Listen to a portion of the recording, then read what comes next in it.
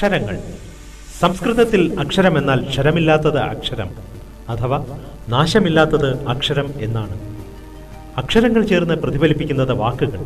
വാക്കുകൾ ചേർന്ന് വാചകങ്ങളാകുമ്പോൾ അവ ഒരാളിലെ വികാരങ്ങളെ മറ്റൊരാളിലേക്ക് പകരുന്ന ചിത്രങ്ങളായി മാറുന്നു. ശ്രവ്യമായ ഭാഷണ ശബ്ദങ്ങൾക്ക് ദൃശ്യമായ ആവിഷ്കാരം നൽകുകയാണ് ലിപികൾ അഥവാ അക്ഷരങ്ങൾ ചെയ്യുന്ന ദൗത്യം. സംസ്കൃതിയുടെ ആദിമ കാലഘട്ടത്തിലേക്ക് ചെല്ലുമ്പോൾ നാം കാണുന്നത് ശിലായുഗ മനുഷ്യനും അപരിഷ്കൃതമായ ആയുധ വസ്ത്രധാരണങ്ങളും ഒക്കെയായിരിക്കാം. എന്നാലും അവർ തങ്ങളുടെ താവളങ്ങളിൽ കല്ലുകളിലും മരങ്ങളിലും കോറിയിട്ട ചിത്രങ്ങൾ, വരകൾ എന്നിവയൊക്കെ തന്നെ ഒരു കാലഘട്ടത്തിന്റെ തിരുശേഷിപ്പുകളായും പിന്നീട് മാറുകയുണ്ടായി. കാലം ചെന്നപ്പോൾ അവ ലിപികളായി പരിണമിച്ചിരിക്കാം. ഇന്നത്തെ സാങ്കേതികതയിൽ കമ്പ്യൂട്ടറുകൾ വരുത്തിയ വിപ്ലവകരമായ വ്യത്യാസം 40 വയസ്സിന് മുകളിലുള്ളവർക്ക് അത്ഭുതം നൽകുന്നതാണ്. എന്തിനും ഏതിനും ഇന്ന് ആശ്രയം കമ്പ്യൂട്ടറുകളാണ്. നൂറുകണക്കിന് മനുഷ്യർ ചെയ്യുന്ന കൂട്ടലുകളും കിഴിക്കലുകളും ഞൊടിയിടയിൽ ചെയ്തു തീർക്കുന്ന കമ്പ്യൂട്ടർ സാങ്കേതികത വിസ്മയം വളർത്തുന്നു. കമ്പ്യൂട്ടറുകളുടെ നിർമ്മിതിയും പരിപാലനവും കടുത്ത വെല്ലുവിളി ഉയർത്തിയിരുന്ന കാലഘട്ടത്തിനെ മറികടന്ന് ഇന്ന് മധ്യവരുമാനക്കാരുടെ വീടുകളിലും കമ്പ്യൂട്ടറുകൾ പ്രവർത്തനക്ഷമമായി മാറിയിരിക്കുന്നു. 1945 ആർതർ ക്ലർക്ക് എന്ന ബ്രിട്ടീഷുകാരൻ പോപ്പുലർ സയൻസ് മാസികയിൽ പ്രസിദ്ധീകരിച്ച രേഖയിൽ ഭൂമിയുടെ ആകർഷണ വലയത്തിൽ ഭൂമിയോടൊപ്പം ചുറ്റുന്ന ജിയോസെൻട്രിക് ഉപഗ്രഹങ്ങൾ ടെലികമ്മ്യൂണിക്കേഷൻ രംഗത്ത് വിപ്ലവകരമായ നേട്ടങ്ങൾ തരുമെന്ന് പ്രവചിച്ചിരുന്നു. ക്ലർക്കിന്റെ ഈ ലേഖനം ഏറെ ചർച്ച ചെയ്യപ്പെടുകയും ചെയ്യുകയുണ്ടായി. കൂടുതൽ ഉപഗ്രഹങ്ങൾ അദ്ദേഹത്തിന്റെ പ്രവചനം പോലെ തന്നെ ഇന്ന് ഭൂമിയോടൊപ്പം കറങ്ങിക്കൊണ്ട് ഇരിക്കുന്നുണ്ട്.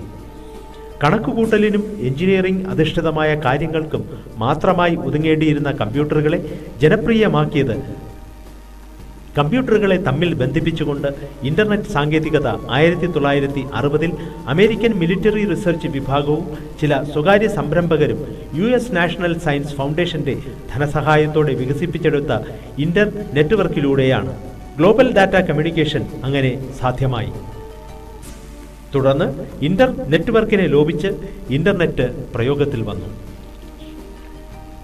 ഇന്റർനെറ്റിൽ ലോകമെമ്പാടുമുള്ള കോടിക്കണക്കിന് കമ്പ്യൂട്ടറുകൾ വഴി ആശയവിനിമയം നടത്തുവാനും മറ്റ് കമ്പ്യൂട്ടറുകളിലേക്ക് വീഡിയോകൾ, പാട്ടുകൾ, മനുഷ്യോപയോഗപ്രദമായ എന്തും ഏതും ഇപ്പോൾ ലഭ്യമായിട്ടുണ്ട്. ഈ ശൃംഖലകളൊക്കെ തന്നെ internet corporation four assigned names and numbers അഥവാ ICANN-ന്റെ രജിസ്ട്രേഷനോടെയാണ് അവരുടെ പോർട്ടലുകൾ പ്രസിദ്ധീകരിക്കുന്നത്. ഡൊമൈൻ പേരും നമ്പരും നൽകുന്ന സ്വതന്ത്ര ഏജൻസിയാണ് ICANN. വേൾഡ് വൈഡ് വെബിന്റെ ആവിർഭാവം ഇംഗ്ലീഷ് എഞ്ചിനീയറായ ടിം ബെർണേർഡ്-ലീയുടെ ഭാവനയിലാണ് രൂപം കൊണ്ടത്. 1989 അദ്ദേഹം രൂപം കൊടുത്ത വേൾഡ് വൈഡ് വെബ് കൺസോർഷ്യം പിന്നീട് ലോകപ്രശസ്തമായ WWW എന്ന 3 അക്ഷരങ്ങളായി മാറി. ഇതുപോലെ ഒരു ഡിസംബർ മാസത്തിൽ, ശരിക്കും പറഞ്ഞാൽ 1989 ഡിസംബർ മാസം 25-നാണ് തെറ്റുകുറ്റങ്ങൾ കുറഞ്ഞ വെബ് ബ്രൗസർ തയ്യാറാക്കപ്പെട്ടത്. അത് ഒരു വെബ് എഡിറ്റർ കൂടി ചേർന്ന സങ്കീർണമായ ഒന്നായിരുന്നു. തുടർന്ന് നിരവധി നാളത്തെ പരിശ്രമങ്ങൾക്കിടയിൽ 1992 ആണ് ആദ്യത്തെ ഫോട്ടോ ഇന്റർനെറ്റിൽ പ്രസിദ്ധീകരിക്കുന്നത്.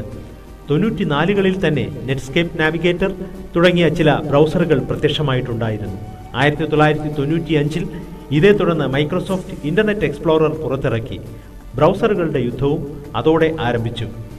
1997 കാലഘട്ടത്തിലാണ് വെബ്ലോഗ് എന്ന സങ്കേതം പ്രവർത്തന സജ്ജമാകുന്നത്. ഈ വാക്കുപയോഗിച്ചത് 1997 ഡിസംബർ മാസം 17-ാം തീയതി ജോൺ ബർജർ ആയിരുന്നു. പിന്നീട് പീറ്റർ മെർഹോൾസ് ഈ പദത്തെ വെബ്ലോഗിൽ നിന്നും വി ബ്ലോഗ് എന്നാക്കി മാറ്റി. ബ്ലോഗ് പ്രത്യക്ഷമാകും മുമ്പ് യൂസ്നെറ്റ്, ജിനി, ബുള്ളറ്റിൻ ബോർഡ് തുടങ്ങിയവ നിലവിലുണ്ടായിരുന്നു. ഓപ്പൺ ഡയറിയും ഇത്തരത്തിലുള്ള ഒരു സങ്കേതമായിരുന്നു. ഇന്റർനെറ്റിന്റെയും കമ്പ്യൂട്ടറിന്റെയും സാന്ദ്രതയും ഒന്നുപോലെ വികസിച്ചു തുടങ്ങിയ സമയത്ത് 2002 ഒരു കൂട്ടം ബ്ലോഗർമാർ അമേരിക്കൻ സെനറ്ററായ ട്രെന്റ് ലോട്ട് 1948 നടത്തിയ ചില പ്രസ്താവനകളെയും പിന്നീട് നടന്ന പത്രസമ്മേളനങ്ങളിൽ ലോട്ട് നടത്തിയതും എന്നാൽ മുഖ്യധാരാ മാധ്യമങ്ങൾ പുറത്തുവിടാത്തതുമായ വിഭാഗീയതയെ അനുകൂലിക്കുന്നതുമായ പ്രസ്താവനകൾ പുറത്തു കൊണ്ടുവരികയും ബ്ലോഗുകൾ ജനശ്രദ്ധ ആകർഷിക്കുകയും ചെയ്തു. ഈ വാർത്തയും മറ്റും ബ്ലോഗിലേക്ക് നിരവധി പേരെ ആകർഷിച്ചുകൊണ്ടിരുന്നു. തുടർന്ന് ലോട്ട് രാജി സമർപ്പിക്കുകയും ചെയ്തു. ഭാഷയുടെ സ്വാധീനം, ഭാഷാസ്നേഹികളുടെ അശ്രാന്ത പരിശ്രമം ഇവ ഒത്തുചേർന്നതാണ് മലയാളം ബ്ലോഗ് ശാഖ വികസനത്തിന്റെ പാതയിൽ എത്തിയത്. ദ്രാവിഡ ഭാഷയായ മലയാളത്തിനെ കമ്പ്യൂട്ടറുകളിലെ പ്രയോഗഭാഷയാക്കുവാൻ വളരെ കടമ്പകൾ ഉണ്ടായിരുന്നു. അക്ഷരങ്ങളുടെ എണ്ണവും ഇതിന് വളരെ ബുദ്ധിമുട്ടുണ്ടാക്കി. മലയാളം യൂണിക്കോഡ് അങ്ങനെയാണ് രചിക്കപ്പെടുന്നത്. മലയാളം ബ്ലോഗുകളുടെ അടിത്തറ മലയാളം ടൈപ്പിംഗ് തന്നെയാണ്. അത് ലഘുവാക്കുന്നതിന് ലളിതവും വളരെ ചെറിയ ഫയൽ വലിപ്പവുമുള്ളതുമായ ഒരു സോഫ്റ്റ്വെയറാണ് കേരളീയം. ഇംഗ്ലീഷിൽ ടൈപ്പ് ചെയ്യുമ്പോൾ മലയാളത്തിൽ വാക്കുകൾ തെളിയുന്ന കേരളീയം സ്പൈഡർ കേരള എന്ന വെബ്സൈറ്റിൽ നിന്നും ഫ്രീ ആയി ഡൗൺലോഡ് ലഭിക്കുന്ന ഒരു സോഫ്റ്റ്വെയറാണ്. കേരളീയത്തിൻ്റെ രചയിതാവ് നവനീത് എന്ന യുവ എഞ്ചിനീയറാണ്. കോളേജിൽ പഠിക്കുമ്പോൾ പ്രാവർത്തികമാക്കിയതാണ് ഈ സോഫ്റ്റ്വെയർ. ഇതിൻ്റെ പുതിയ വേർഷൻ ഉടൻ പുറത്തിറങ്ങുമെന്ന് കേൾക്കുന്നുണ്ട്. കൂടുതൽ ഉപയോഗിക്കുവാൻ സൗകര്യമുള്ളതായിരിക്കും ഇതെന്ന് നവനീത് നേരത്തെ പറഞ്ഞിട്ടുണ്ട്. വട്ടെഴുത്ത്, കോലെഴുത്ത് തുടങ്ങിയവയിൽ നിന്നും ഗ്രന്ഥഭാഷയിലൂടെ ഇന്നത്തെ മലയാളം ലിപി ഉരുത്തിരിഞ്ഞപ്പോൾ സിബു CJയുടെ വരമൊഴി ഒരു ഹിറ്റായി. മൊഴിമാറ്റി ഇംഗ്ലീഷിനെ മലയാളമാക്കുവാൻ വളരെ എളുപ്പമാക്കി മാറ്റി വരമൊഴി എന്ന പേരിലുള്ള സിബുവിൻ്റെ മലയാളം ടൈപ്പ് റൈറ്റിംഗ് സോഫ്റ്റ്വെയർ. നിരവധി മലയാളം ടൈപ്പിംഗ് സോഫ്റ്റ്വെയറുകൾ മലയാളം ബ്ലോഗിന് മുമ്പിൽ ഏവർക്കും വാതായനങ്ങൾ തുറന്നിട്ടിരിക്കുന്നുണ്ട്.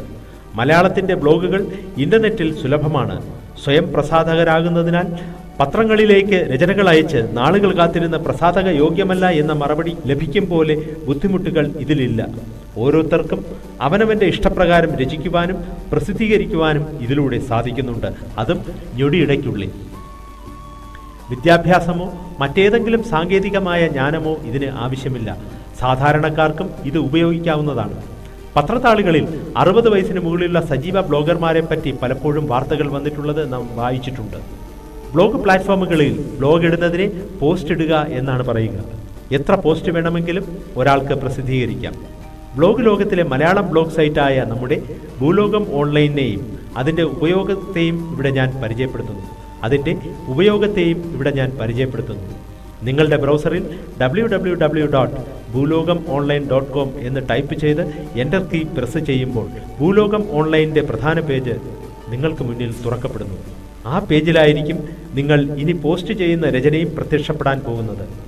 മലയാളത്തിലുള്ള ബ്ലോഗുകൾ വായിക്കുവാൻ ഈ പേജിലുള്ള ടൈറ്റിലുകളിൽ ക്ലിക്ക് ചെയ്താൽ ആ പേജിലേക്കുള്ള ലിങ്ക് വഴി നിങ്ങൾ ഉദ്ദേശിച്ച പേജിൽ എത്തിച്ചേരാവുന്നതാണ്. നിങ്ങളുടെ കമ്പ്യൂട്ടറിൽ മലയാളം ഫോണ്ടുകളില്ല എങ്കിൽ ഭൂലോകത്തിൻ്റെ വെബ് പേജ് ഇങ്ങനെ മാത്രമേ പ്രത്യക്ഷപ്പെടുകയുള്ളൂ. ഈ അവസ്ഥയിൽ ചെയ്യേണ്ടത്, ആദ്യത്തെ ലിങ്കുകളുടെ കൂട്ടത്തിൽ ഫോണ്ട് എന്നൊരു ലിങ്ക് ഉണ്ട്, അതിൽ ക്ലിക്ക് ചെയ്യുക. അത് നിങ്ങളെ ഈ പേജിലായിരിക്കും എത്തിക്കുക. അതിൽ അഞ്ജലി എന്ന ലിങ്കിൽ ക്ലിക്ക് ചെയ്താൽ മലയാളം ഫോണ്ട് ഡൗൺലോഡ് വിൻഡോയിൽ എത്തിച്ചേരുകയും ചെയ്യും. അവിടെ ഡൗൺലോഡ് ഓപ്ഷൻ തെളിയുന്നതിനോടൊപ്പിച്ച് നിങ്ങൾ എവിടെയാണോ ഈ ഫോണ്ടിനെ സേവ് ചെയ്യുവാൻ ഉദ്ദേശിക്കുന്നത് ആ ഭാഗത്തിലേക്ക് സേവ് ചെയ്യണം. എന്നിട്ട് സി ഡ്രൈവിൽ പോയി വിൻഡോസ് ഫോൾഡർ ഓപ്പൺ ചെയ്ത് ഫോണ്ട് ഫോൾഡർ കണ്ടുപിടിക്കുക. അത് തുറന്ന് അതിനുള്ളിലാണ് മലയാളം ഫോണ്ടിനെ പേസ്റ്റ് ചെയ്യേണ്ടത്. ചില ഇൻസ്റ്റാളർ സോഫ്റ്റ്വെയറുകൾ തനിയെ തന്നെ ക്ലിക്ക് ചെയ്താൽ വിൻഡോസിൻ്റെ ഫോണ്ട് ഫോൾഡറിൽ പോയി ഫോണ്ടിനെ ഇൻസ്റ്റാൾ ചെയ്തുകൊള്ളും. ഇനി നിങ്ങൾ ചെയ്യേണ്ടത് കമ്പ്യൂട്ടർ ടേൺ ഓഫ് ചെയ്ത് വീണ്ടും റീബൂട്ട് ചെയ്യുക എന്നതാണ്. ഇനി ഭൂലോകം ഓൺലൈൻ്റെ വെബ് പേജിലേക്ക് നിങ്ങൾ ചെന്നു നോക്കൂ. നിങ്ങൾക്ക് സുഗമമായി വായിക്കുവാൻ സാധിക്കും.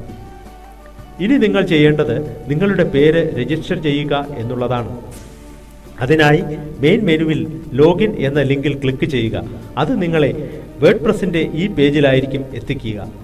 ഇതിൽ രജിസ്റ്റർ എന്നതിൽ ക്ലിക്ക് ചെയ്യുമ്പോൾ നിങ്ങൾ രജിസ്റ്റർ ചെയ്യുവാനുള്ള ഈ വിൻഡോയിലായിരിക്കും എത്തിച്ചേരുക. ഇവിടെ നിങ്ങളുടെ ലോഗിൻ പേര് ടൈപ്പ് ചെയ്യുക. തൊട്ടു താഴെ നിങ്ങളുടെ വാലിഡ് ആയിട്ടുള്ള ഒരു ഇമെയിൽ ഐഡിയും നൽകുക. നിങ്ങളുടെ പേര് രജിസ്റ്റർ ചെയ്ത അറിയിപ്പ് ഇമെയിലായി നിങ്ങൾക്ക് ലഭിക്കും.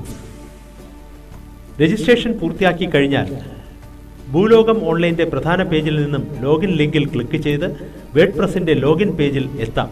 അവിടെ യൂസർ നെയിമും പാസ്വേഡും ടൈപ്പ് ചെയ്ത് എഡിറ്റ് റൂമിൽ അഥവാ ഡാഷ്ബോർഡിൽ എത്തിച്ചേരാം. അവിടെ ഇടതുവശത്തുള്ള മെനുവിൽ ആഡ് എ ന്യൂ പോസ്റ്റ് എന്ന ലിങ്കിൽ ക്ലിക്ക് ചെയ്യുക. നിങ്ങൾ ബ്ലോഗിൻ്റെ എഡിറ്റ് വിൻഡോയിലായിരിക്കും എത്തിച്ചേരുക.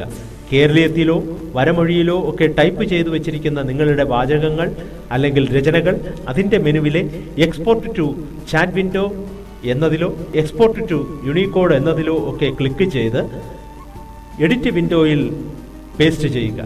യുക്തമായ ടൈറ്റിൽ അഥവാ തലവാചകവും ചേർക്കുക. ഇപ്പോൾ നിങ്ങളുടെ പോസ്റ്റ് പബ്ലിഷ് ചെയ്യുവാൻ തയ്യാറായി കഴിഞ്ഞു. ഇനി നിങ്ങൾക്ക് കൂടുതൽ വർണ്ണാഭമാക്കണമെങ്കിൽ പടങ്ങൾ ചേർക്കുവാനായി ഈ ലിങ്കിൽ ക്ലിക്ക് ചെയ്യുക.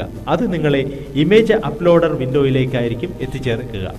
നിങ്ങളുടെ കമ്പ്യൂട്ടറിൽ സൂക്ഷിച്ചിട്ടുള്ള ഫോട്ടോയെ ബ്രൗസ് ചെയ്ത് കണ്ടെത്തി അപ്ലോഡ് ചെയ്യാവുന്നതാണ്. ഇപ്രകാരം ചെയ്തു കഴിഞ്ഞാൽ വലതുവശത്തുള്ള മെനുവിൽ നിങ്ങളുടെ രചന ഏത് വിഭാഗത്തിൽ ഉൾപ്പെടുന്നു എന്ന് അടയാളപ്പെടുത്തുക. ഉദാഹരണത്തിന് നർമ്മം, കഥ, കവിത, വാർത്ത, ചിത്രങ്ങൾ അങ്ങനെ യുക്തമായ വിഭാഗത്തിൽ ക്ലിക്ക് വഴി അടയാളമിട്ട ശേഷം അപ്ലോഡ് ബട്ടൺ ക്ലിക്ക് ചെയ്ത് പോസ്റ്റ് ചെയ്യുക. ഇപ്പോൾ നിങ്ങൾ ഒരു രചയിതാവ് മാത്രമല്ല, പ്രസാധകൻ കൂടി ആയിരിക്കുന്നു. നിങ്ങളുടെ ആദ്യത്തെ ബ്ലോഗ് ലോകത്തിന് മുന്നിൽ വിഴി തുറന്നിരിക്കുന്നു. എപ്പോഴെങ്കിലും തിരുത്തൽ വരുത്തണം എന്ന് തോന്നുന്നെങ്കിൽ പഴയതുപോലെ ഡാഷ്ബോർഡിൽ വന്ന് നിങ്ങൾ ഇട്ടിട്ടുള്ള പോസ്റ്റിൽ ക്ലിക്ക് ചെയ്ത് നിങ്ങളുടെ പോസ്റ്റ് എടുത്ത് എഡിറ്റ് ചെയ്യാവുന്നതാണ്. എഡിറ്റ് നടത്തിയ ശേഷം അപ്ഡേറ്റ് സെക്ഷനിൽ ക്ലിക്ക് ചെയ്യുക. നിങ്ങളുടെ മലയാളം ബ്ലോഗ് ഭൂലോകത്തിൻ്റെ പ്രധാന പേജിലും നിങ്ങൾ തിരഞ്ഞെടുത്ത വിഭാഗത്തിലും പ്രത്യക്ഷമായിരിക്കുന്നു. തികച്ചും സൗജന്യമാണ് ഈ സംരംഭം. മലയാളം ട്രാൻസ്ലേഷൻ സോഫ്റ്റ്വെയറുകളിൽ ആദ്യം അല്പം ചില സംശയങ്ങൾ ഉണ്ടായേക്കാം. മലയാളം യൂണിക്കോഡ് എന്ന് ഗൂഗിളിൽ സെർച്ച് നടത്തി വിക്കിപീഡിയയുടെ യൂണിക്കോഡ് മലയാളം സൈറ്റിൽ കയറിയാൽ എന്തൊക്കെ അക്ഷരങ്ങളാണ് ഏതൊക്കെ ഇംഗ്ലീഷ് അക്ഷരങ്ങൾ കൊണ്ട് ലഭിക്കുക എന്ന് അറിയുവാൻ സാധിക്കും. നിങ്ങളിലെ സർഗവാസനയെ തൊട്ടുണർത്തി ലോകത്തിന് പരിചയപ്പെടുത്തുവാൻ ഭൂലോകം ഓൺലൈൻ എന്നെന്നും നിങ്ങൾക്കൊപ്പം ഉണ്ടായിരിക്കും. ഭൂലോകം ഓൺലൈനിലേക്ക് നവാഗതരായി വരുന്ന എല്ലാ ബ്ലോഗർമാരെയും സ്വാഗതം ചെയ്യുന്നു.